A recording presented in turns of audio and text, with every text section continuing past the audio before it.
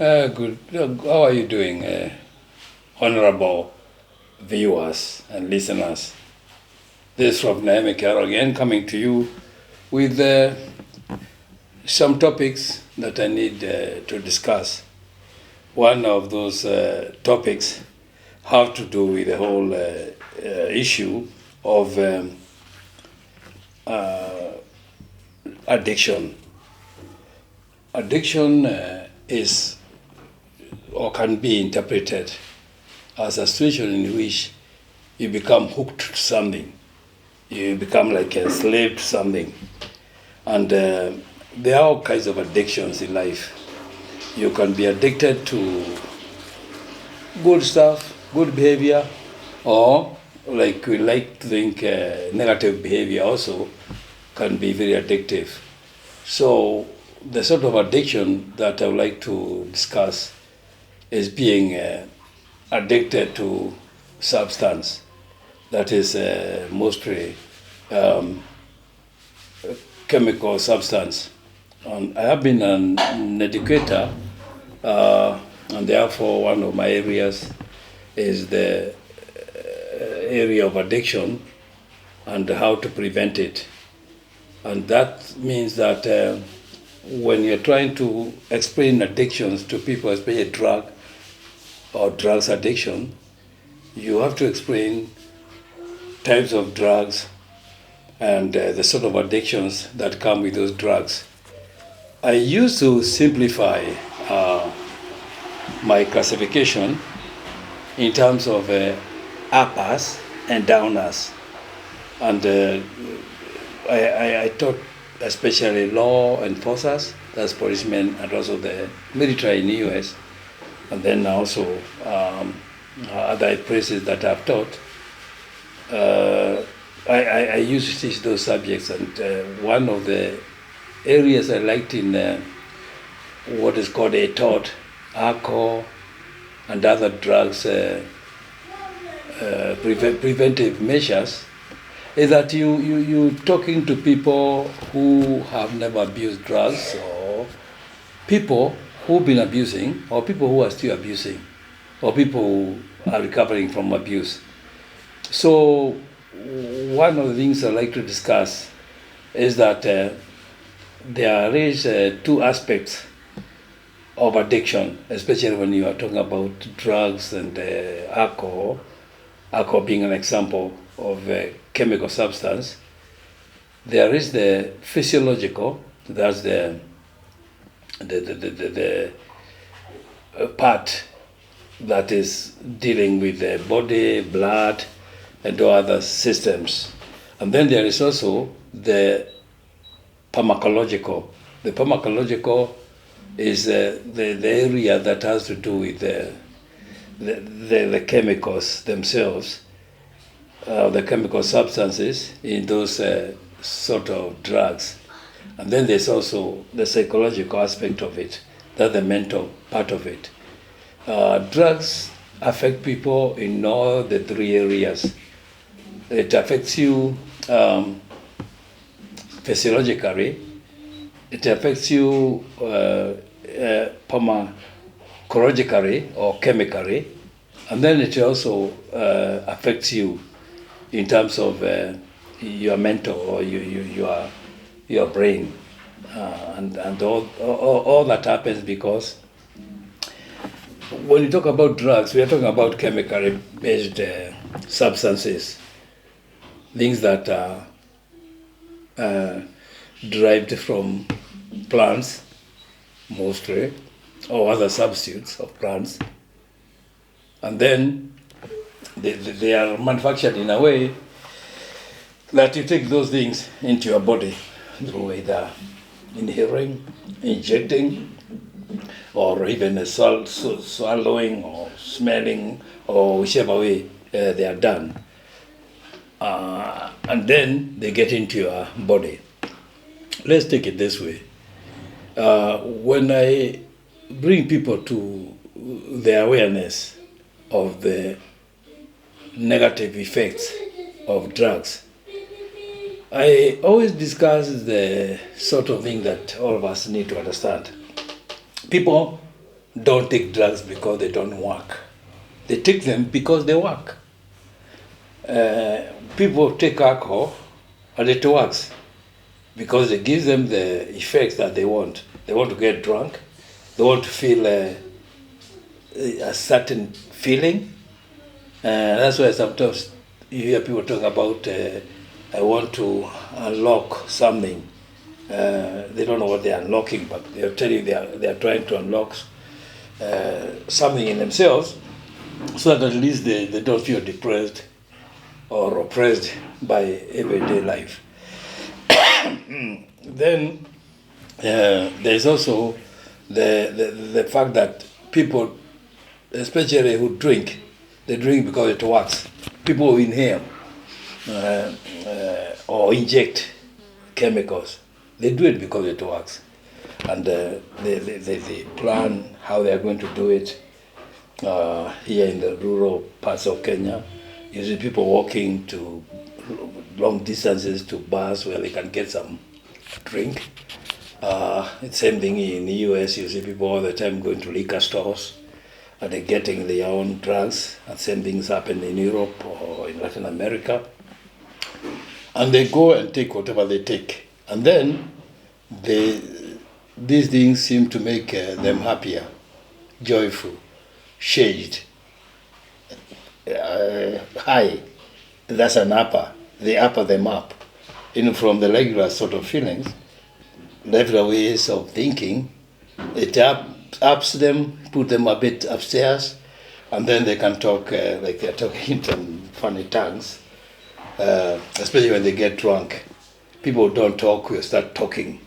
Sometimes talk too much, talk as if they are very reasonable, and as if they are talking things that are very logical. And sometimes they talk nothing but trash and dust and mud, things that are just trashy, or things that is just annoying. And the thing is also,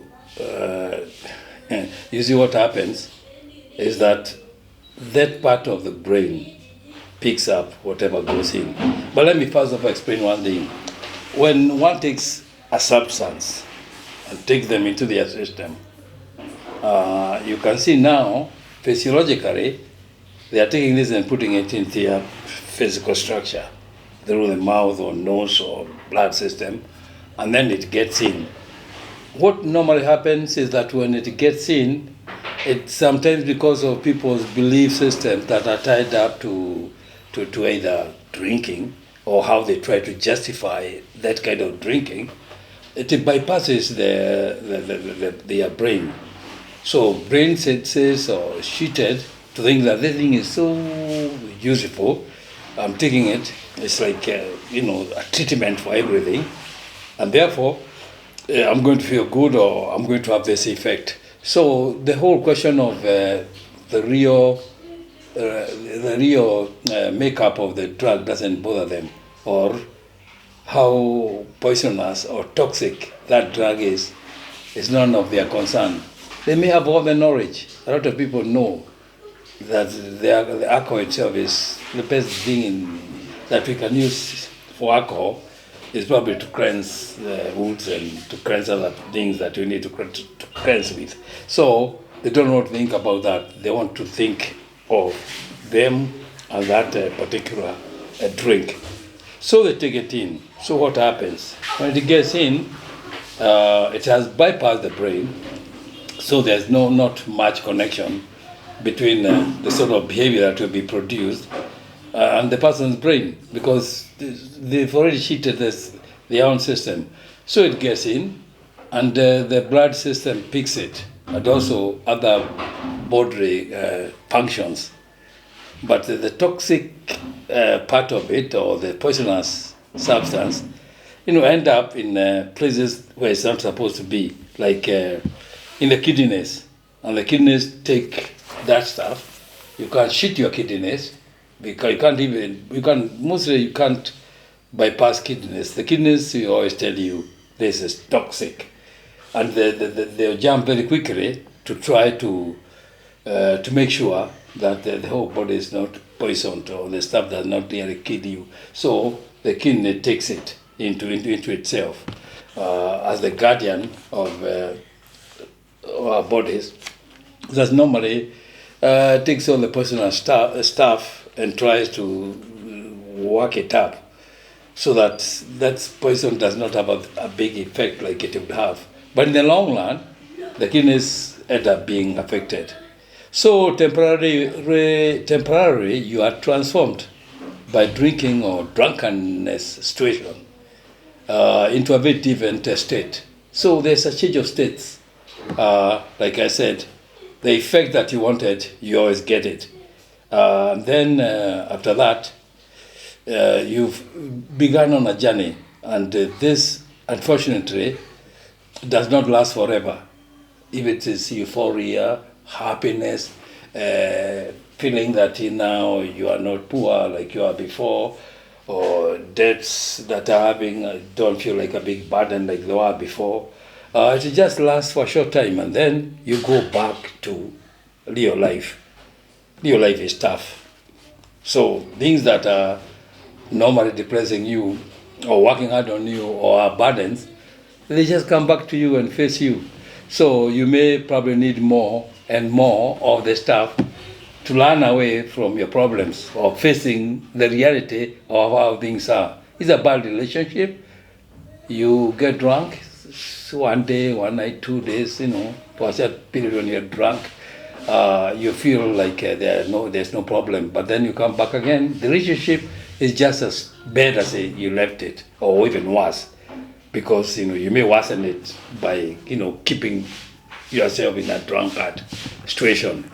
So you keep taking more and more, and the more you become dependent. If you are lucky, you will probably not be able to quit as easy as you came in, because dependency comes because you need more and more to feel better and better, and to go up and upper.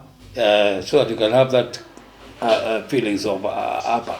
But then, some drugs are uppers, but they're also downers. They down you, they put you downstairs.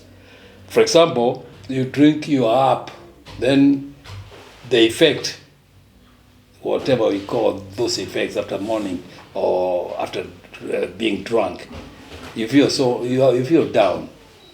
You are not the same guy or the same woman who was shouting all over the world. Now you feel so, again, depressed, so down, sometimes ashamed, because there are some things that you did in your state of drunkenness that is shameful even to you. And now you want to, you either apologize or don't apologize to people if you offended people. So in that case, therefore, you keep taking more and more, and that's where the dependency comes in. So from dependency, now you go to another situation, a situation where you don't have you are ill health, your health has been affected. So you are like sick, and you have to accept that there's a sort of sickness that comes with a chemical dependency, because you can't get out of it. You are already hooked.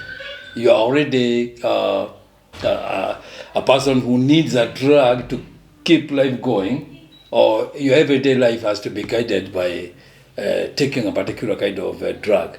So what I'm talking about alcohol, or saying about alcohol, is the same thing I would talk about if I was dealing with cocaine or even marijuana, or what they call in this part of the world bangi. These effects are very similar, because dependency comes in any addictive behavior. Even things like gambling, sexual sort of dependency, and all other kinds of dependencies that enslave our behaviors and make us look less than what the eternal creator meant you to be. So your brain now, and also your body, your blood system, or the whole of your physiology seems to be affected now, especially when you're in a sick situation. And especially if you have one of those illnesses that comes from poisoned blood. It's very painful, especially when you move towards death. So I have buried a lot of my friends. who died because of alcohol. In other words, because of being drunk all the time or drinking all the time. I can actually see them going down. I mean, I can see them just literally killing themselves. And you can't tell them, they are too smart. They run their mouth in a very smart way, trying to tell you how this is this and this, and they argue. Some even go to the Bible, as I'm telling you, the Bible where Paul talks about a little drink is good for you. But remember, in the Bible, things like alcohol were not well defined. Wine covered a lot of drinks. Even regular grape drink was wine. So using the Bible as an excuse of getting drunk, getting dependent, and again, losing your own self is too far-fetched. So in that case, we need to not to get involved in drug taking if you have not done it. If you have done it, pray that you stop it. May God bless you. Have a nice time.